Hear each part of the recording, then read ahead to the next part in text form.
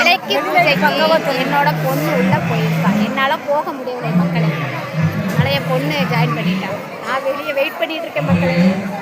அதனால கொம்பு வச்சிட்டு இருக்காங்க. பிரச்சனைக்குனே உன்னை பெற்று வச்சிருக்கேன் மக்களே. பாருங்க மக்களே, சேட்டைக்காரன் பாருங்க. என்னோட ஹேர் ஸ்டைலை வளர்த்துருக்கேன்.